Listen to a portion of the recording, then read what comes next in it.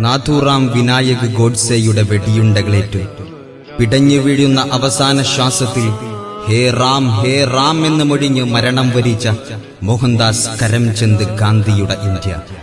ഇൻകുലാബിന്റെ ഈരടികളോടെ നെഞ്ചുവിരിച്ച് കഴുമരത്തിലേക്ക് നടന്നു നീങ്ങിയ ഭഗത് സിംഗിന്റെ ഇന്ത്യ.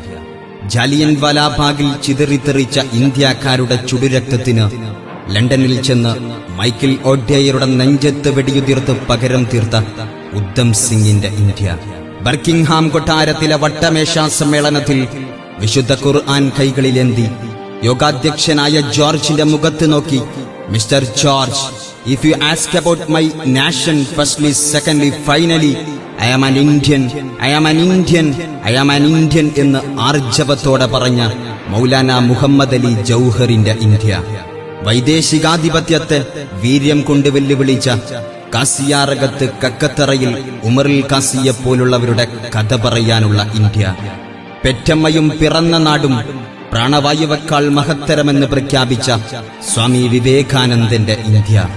പാട്ടുകളെ വരെ പോരാട്ടമാക്കിയ പടവാളുകൾ പിറവികൊണ്ട ഇന്ത്യ. അസ്വാതന്ത്ര്യത്തിന്റെ പെരുമ്പറ മുഴക്കം കൊണ്ട് അസമാധാനത്തിലേക്ക് നീങ്ങുമ്പോൾ പൂർവികർ സമ്മാനിച്ച സ്വാതന്ത്ര്യത്തെ തിരിച്ചുപിടിക്കാൻ പോരാടേണ്ടവർ നാം, പൊരുതി ജയിക്കേണ്ടവർ നാം.